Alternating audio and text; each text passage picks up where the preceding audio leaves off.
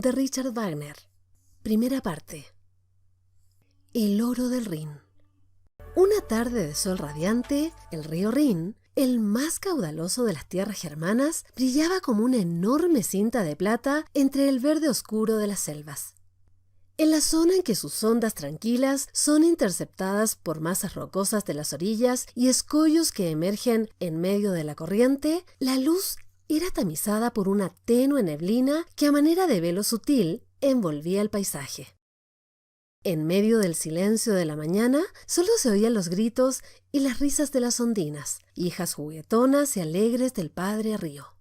Con sus movimientos de raudas sirenas iban de un escollo a otro. Sus cabellos sueltos parecían cascadas de oro. A pesar de sus juegos divertidos, estas ondinas cumplían una función importante. Custodiaban el oro del Rin y alejaban a todo aquel que quisiera apoderarse de él. Solo podría hacerlo el hombre que renunciase al amor, prefiriendo la riqueza y el poder que aquel oro confería. Con su belleza deslumbrante, las hijas del Rin incitaban al amor a los que se acercaban al río, alejándolos así de toda intención de robar el preciado tesoro que ellas custodiaban. Esa era su misión. A lo largo del lecho del río vivían en cavernas subterráneas los Nibelungos. Eran enanos del país de las nieblas, enemigos de los dioses del Valhalla, morada celeste donde imperaba Botán. Uno de estos Nibelungos, Alberico, que había perseguido a las ondinas, despechado por los continuos desaires de éstas, hizo formal promesa de renunciar para siempre al amor para poder adueñarse del oro del Rin y dominar el mundo. Hace mucho tiempo que el Nibelungo Alberico no asoma su cabellera hirsuta por estos lugares. Pues he oído decir que ya no tiene interés en perseguirnos. ¿Y por qué? Porque ha renunciado al amor. ¿Definitivamente? Sí, definitivamente y para siempre. Este era el diálogo que mantenían aquella espléndida tarde Boglinda y Belgunda, las dos ondinas que más se habían burlado del enano cuando éste recorría la ribera del río. Si Alberico ha renunciado al amor, lo debe haber hecho a causa de nuestro desprecio. Sí, a causa de nuestro desprecio y de nuestras burlas. La desesperación ha llevado al rencoroso Nibelungo a renunciar al goce del supremo bien del hombre, el amor. En cambio, esa renuncia lo habilita para ser dueño de riquezas y dominador del mundo. Pues el que quiera conseguir ambas cosas debe animarse a robar el oro que nosotras custodiamos. Efectivamente, temo que Alberico vendrá un día a adueñarse del oro que brilla en el fondo. No creo que se atreva el hombrecito. Es mucha hazaña para él, ¿sabes? Pues yo no sé qué podremos hacer nosotras si a ese hijo de la Tierra Negra se le ocurre bajar al fondo del Rin para arrancar el oro que alumbra y aclara las aguas. ¡Mira! ¡Allá está! En este momento su tosca figura se recorta sobre la cresta de la ribera encarpada. A ver, no alcanzo a divisarlo. Mira hacia la izquierda, sobre aquel promontorio. ¿Lo ves? Sí, ahora creo que lo veo. Se dispone a echarse al agua. Bien, acerquémonos y tratemos de atraerlo de nuevo al amor. Pero creo que nuestro intento será en vano. Durante tanto tiempo nos hemos burlado de él, tantas veces hemos huido de sus ansias amorosas, que el despechado ya no piensa más que en la riqueza y en el poder. Pero, ¿sabes? Para conseguirlos viene seguramente a robar el oro del Rin. Mientras las ondinas dialogaban, Alberico continuaba observando las aguas del río. Seguía lentamente por la alta orilla, como buscando un lugar adecuado para dar el salto. Cuando percibió un suave resplandor en el fondo de las aguas, sus ojos brillaron de codicia. Este debe ser el lugar. Así se dijo el Nibelungo. En este sitio debe estar el escollo en cuya cima resplandece el oro del Rin. Bajaré y lo arrancaré con mis uñas.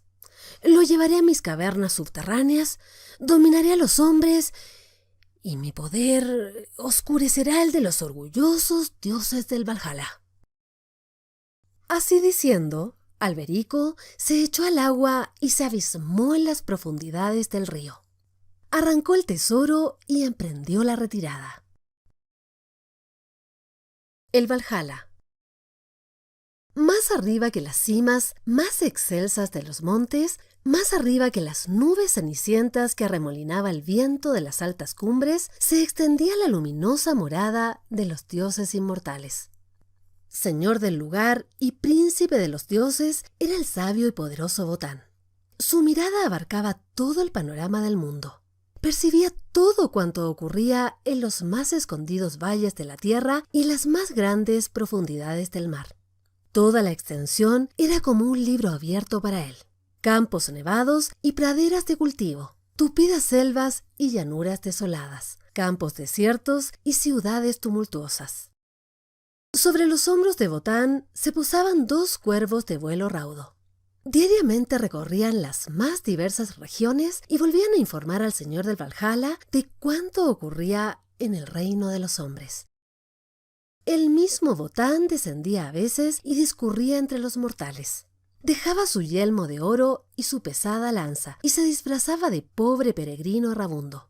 En vez de su lanza poderosa, empuñaba entonces un asta de fresno, en la cual quedaban inscritos los pactos que establecía con los hombres y los dioses, y que él obligaba y se obligaba a cumplir. El señor del Valhalla volvía a su morada satisfecho por el curso de los acontecimientos del mundo, y allí pasaba el tiempo en compañía de su esposa Frigga y de una hermana de ésta llamada Freyja. Hijas de Botán eran las 9 valquirias gallardas amazonas, invencibles en la guerra. Invisibles a la mirada de los hombres, solo eran entrevistas por estos en la hora postrera de la vida. Armadas y protegidas con yelmo y coraza, se mezclaban en los tumultos de las batallas de la tierra y cargaban sobre sus caballos alígeros los cuerpos de los héroes caídos en el fragor del combate. Los llevaban a la morada de los dioses y allá, en el Valhalla, ellos renacían a la vida eterna en premio de su heroicidad. El palacio de Botán era digno de tal dios. Había sido construido por 2 hábiles alarifes, los gigantes Fafner y Fasolt. En pago de la enorme y pesada tarea, el señor del Valhalla les había prometido una digna recompensa. Una vez cumplido el trabajo, los constructores fueron interrogados. ¿Cuál es la recompensa que esperáis? Los 2 gigantes, sin dudar un momento, dieron la respuesta largamente preparada. Queremos que nos entregues a Freyja, la hermana de tu esposa Frigga. El rostro de Botán se ensombreció. ¿Cómo osáis pedirme nada menos que a Freyja, la diosa de la edad juvenil? Es la única que sabe cultivar los frutos que conceden a los dioses la eterna juventud. Pero has prometido, Botán. No puedes negarte. El pacto está grabado en tu asta de fresno. En efecto, Botán estaba obligado por el pacto inscrito en su asta. ¿Qué hacer? En ese momento se vio venir a Losh. El avieso dios del fuego se acercó con cautela y susurró al oído del señor del Valhalla. Promete entregar a Freyja prontamente. Yo encontraré la manera de burlar a estos torpes gigantes. Entonces pasó un tiempo. El palacio de Botán resplandecía en el Valhalla y suscitaba la admiración de todos los dioses. Era una morada digna del príncipe de los dioses inmortales. Un día, éste vio venir precipitadamente a Freyja. ¿Qué te ocurre, diosa de la juventud? Es Fafner y Fasol que me persiguen. Dicen que les pertenezco. Botán iba a responder cuando llegaron hasta allí los 2 gigantones sofocados por la carrera. Ha transcurrido mucho tiempo desde tu promesa y aún esta no se ha cumplido. Queremos a Freyja. Nos pertenece y no puedes retenerla ya a tu lado. Entonces, entre los 2 gigantones abrazaron a la joven diosa y en ese momento Botán y los otros dioses sintieron que disminuían sus fuerzas juveniles. Sin Freyja, la vida de los inmortales no valía nada. El astuto consejero de Botán acudió a tiempo. Ahí viene Losh. Él aconsejará la conducta a seguir, dijo Botán, y dirigiéndose al recién llegado, prosiguió. Tarde llegas, dios del fuego. Por poco el Valhalla se queda sin Freyja y nosotros sin juventud.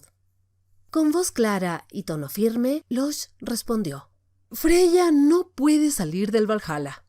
Nuestra eterna juventud se dispararía como niebla disuelta por los rayos del sol. A cambio de Freya, Fafner y Fasolt pueden ser recompensados con dones más importantes para ellos. He recorrido toda la superficie de la tierra y he visitado el fondo de los mares y los antros subterráneos. Iba a volver entristecido porque no había encontrado nada digno para ofrecer a estos gigantes a cambio de Freya. Pero en el momento de emprender el regreso me dieron una gran noticia. Alberico, de la raza de los Nibelungos, ha renunciado al amor y ha podido robar así el oro del Rin. Con dicho oro ha forjado un anillo. Con el poder que éste le confiere, domina a todos los de su raza. En sus cavernas subterráneas los obliga a amontonar para él ingentes tesoros. Multitudes de enanos extraen metales y piedras preciosas de las entrañas de la tierra. Pero lo que más enorgullece al Nibelungo es que con el anillo del oro del Rin, su poder oscurecerá al de los dioses del Valhalla. Si conseguimos arrebatar a Alberico dicho anillo, podríamos dar a Fafner y Fasolt todo aquel tesoro en lugar de entregarles a Freya. ¿Qué dices tú, Fafner?, preguntó Botán a uno de los gigantes. Pues por mí acepto. No sé qué piensa mi compañero. ¿Y tú, Fasolt? Una vez que los dos gigantes asintieron, Botán y Losh se encaminaron hacia el reino de los Nibelungos en busca de sus tesoros. El reino de los Nibelungos. Botán y Losh llegaron al reino subterráneo en que dominaba Alberico. El Nibelheim, que significa reino de la niebla, estaba formado por innumerables cavernas cavadas en la roca viva, comunicadas entre sí por una intrincada red de largos y estrechos pasadizos. A la luz de grandes antorchas que iluminaban los antros, Botán y Losh vieron interminables hileras de enanos nibelungos que transportaban pesados cofres colmados de metales y piedras preciosas. A medida que los dos moradores del Valhalla se internaban en los profundos subterráneos, llegaban a sus oídos cada vez más intensos y distintos los variados rumores de los inmensos talleres. Cuando finalmente desembocaron en una explanada, se encontraron frente a una escena imponente. Enormes fraguas en que ardían grandes fuegos, fundían metales diversos y sobre innumerables yunques sonoros golpeaba un verdadero ejército de orfebres. Doquier hormigueaban los enanos, que tallaban piedras preciosas, limaban aristas metálicas, ajustaban cerraduras de cofre, cincelaban joyas de todas clases o esculpían miniaturas en piedra. Alberico dirigía las actividades de aquel grandioso taller, incitando a los entusiastas, estimulando a los remisos y castigando a los desganados que interrumpían la dura faena. Mime, el más diestro forjador, era el que recibía las reprimendas más severas. En ese momento estaba ajustando un yelmo de acero bruñido que Alberico le había encargado. Era un yelmo mágico capaz de hacer invisible al que se lo ponía. Tenía también la virtud de hacer cambiar de semblante o de forma al dueño a voluntad de éste. Y dime, ¿has terminado ya de ajustar ese yelmo?, preguntó Alberico. Sí, respondió Mime. Acabo de bruñirlo. Pruébalo. Una vez que el poderoso Alberico se hubo calado el yelmo mágico, quiso probar su virtud y pronunció en voz baja la orden misteriosa. Óyeme, oh mágico yelmo. Un cambio en mí quiero ver. Escucha bien mi deseo. Una niebla quiero ser. En cuanto hubo recitado los versos de la orden, Alberico quedó transformado en una nubecilla. Dime, ¿puedes verme, Mime?, preguntó a su ayudante. No te veo, respondió el forjador. No me ves, pero me sentirás. Y en el mismo instante, el pobre Mime recibió un puñetazo en el rostro que lo derribó. Se oyó entonces la risa burlona de Alberico, que se alejaba en forma de nubecilla que fuera llevada por una suave brisa. Botán y Losh se acercaron al enano golpeado, y el dios del fuego le dirigió la palabra.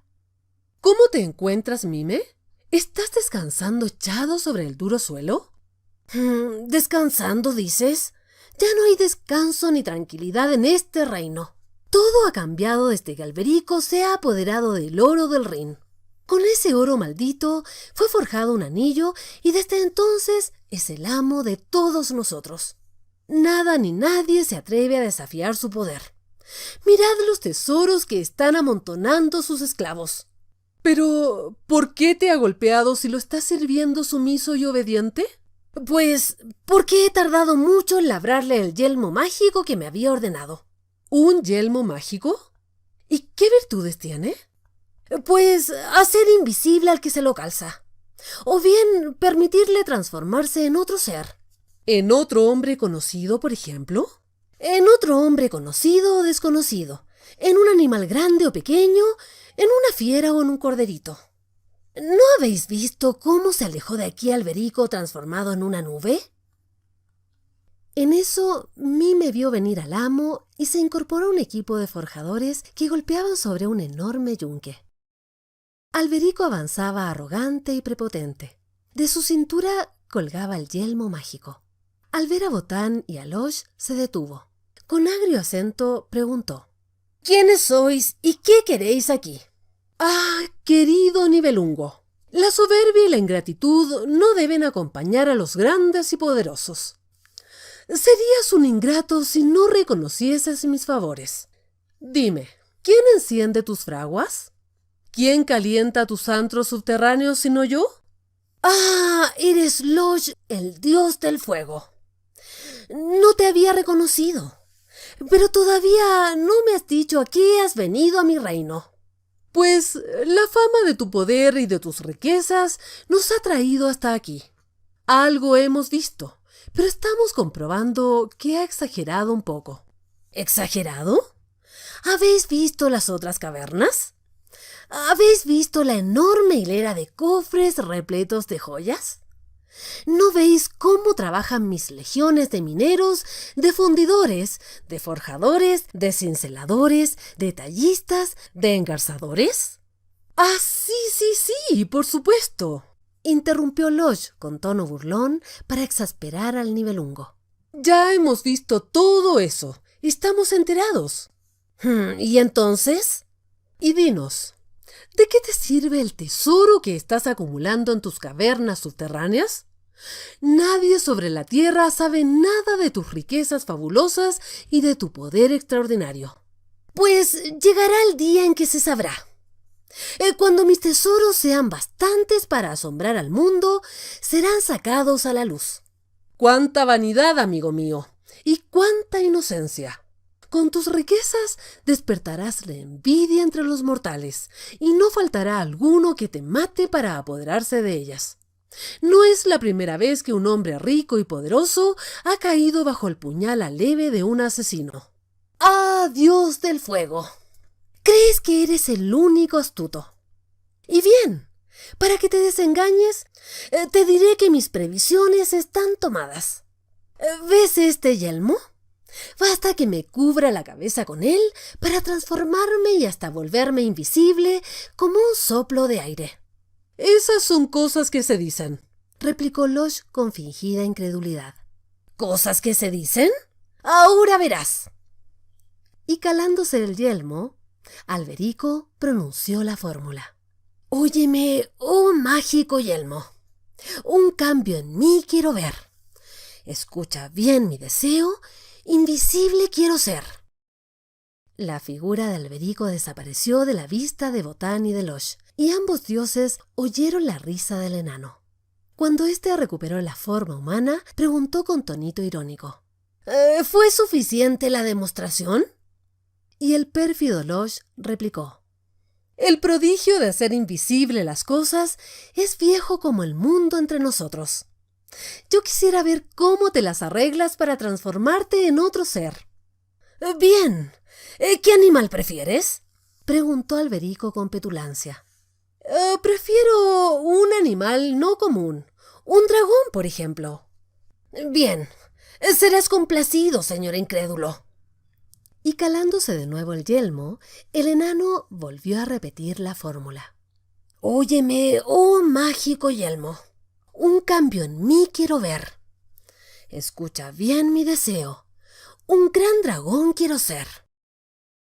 En el mismo instante, un enorme dragón de terribles fauces se presentó a la vista de Botán y de Losh. Este simuló aterrorizarse e hizo señas de que estaba finalmente convencido. Cuando Alberico volvió a su figura normal, esperó la confirmación de su triunfo en labios del incrédulo visitante y de su callado compañero. Losh tomó la palabra y dijo: «El peligro de perder tus inmensas riquezas no se conjura transformándote en dragón para custodiarlas. Se cuenta de algunos héroes que han vencido a terribles dragones y les han dado muerte. Si la virtud de tu yelmo te permitiera adoptar la forma de un animal pequeño, insignificante, inofensivo, capaz de esconderse en la hendidura de una roca o entre el barro de un pantano, quizás te fuera más útil para librarte de las acechanzas de tus posibles enemigos. Sabes, mi yelmo me permite cualquier transformación. Lo he dicho y lo repito». «¿Cómo? ¿Y también en un miserable sapo?» «También en un sapo. Ya lo verás». Y poniéndose otra vez el yelmo, Alberico pronunció los versos: «Óyeme, oh mágico yelmo, un cambio en mí quiero ver. Escucha bien mi deseo, un sapito quiero ser». En el mismo instante, un repugnante sapo empezó a dar saltos en torno de los dos visitantes.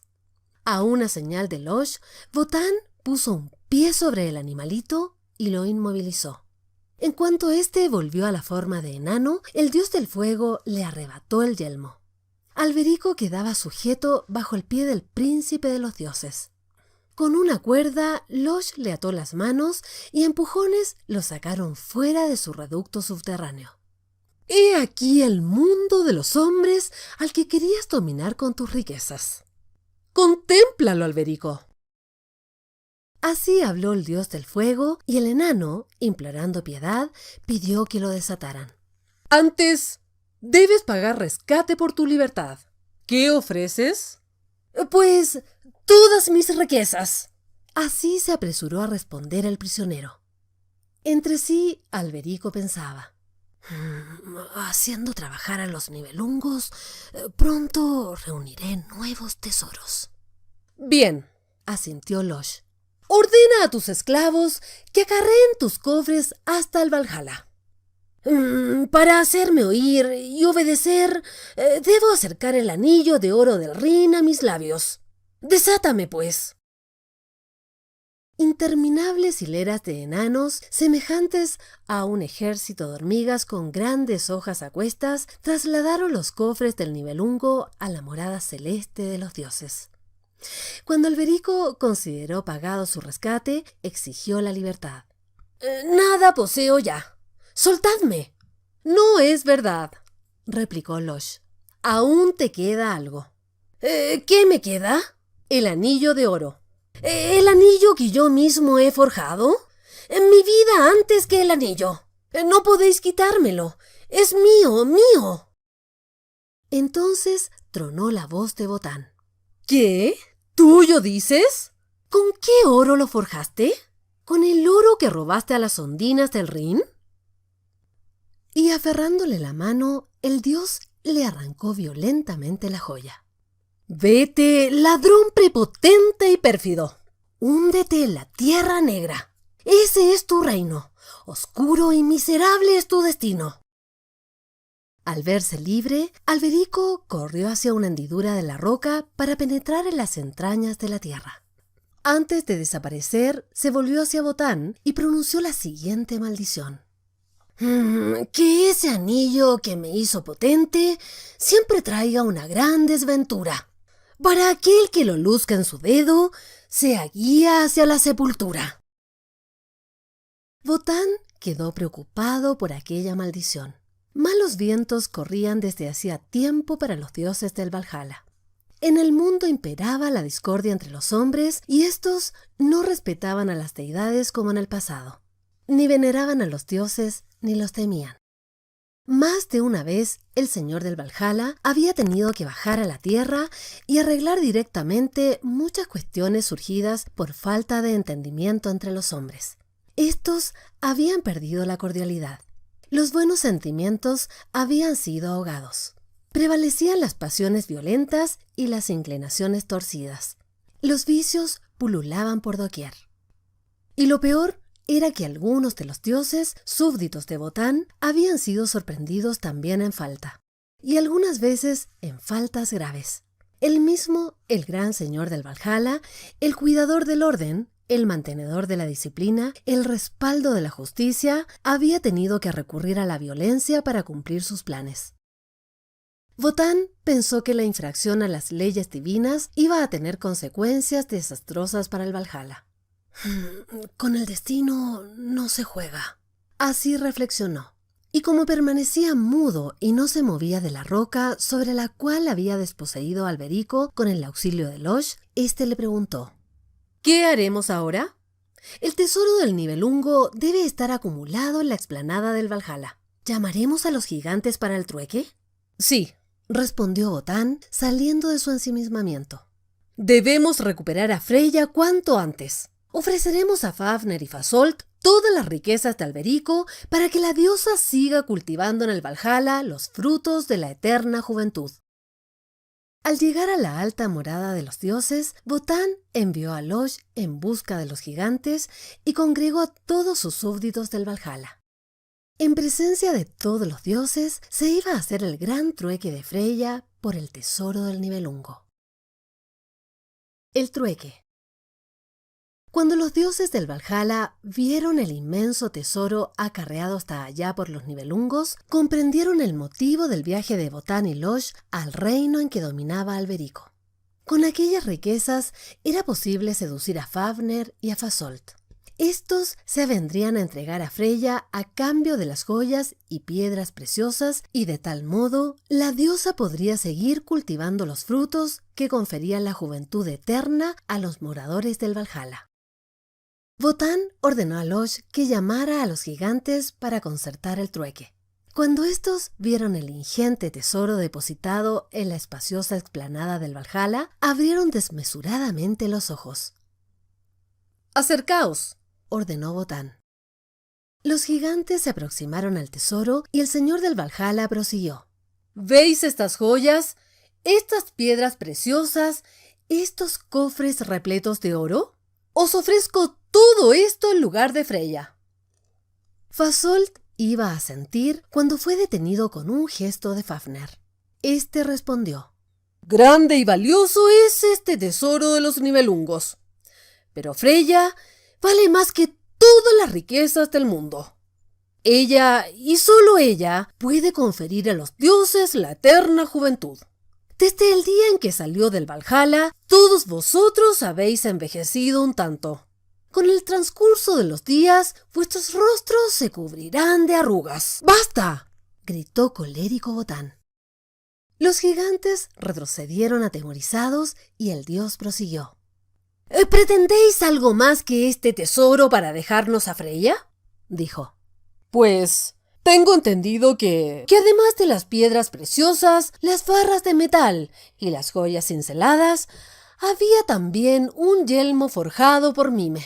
«Bien, tomad también el yelmo», interrumpió Botán, arrojándolo sobre el montón de joyas. Los gigantes permanecían mudos, ni negaban ni asentían. «¿Y bien? ¿Queréis algo más? Responded». «Pues en tu mano brilla el anillo que Alberico forjó con el oro del Rin», prosiguió Fafner. «El anillo no formaba parte del tesoro de Alberico. El oro con que lo forjó había sido robado». «Pues, robado o no, era de él hasta que tú y Losh se lo habéis arrebatado». Entonces Botán dudó un instante. Miró el rostro de los dioses que presenciaban la escena y notó en ellos signos evidentes de envejecimiento. En los ojos de todos sus hijos, el señor del Valhalla leyó el deseo de no prolongar más la ausencia de Freyja. Arrojando el anillo sobre el montón de joyas, Botán exclamó: «Bien, Llevaos el anillo y junto con él la maldición de Alberico.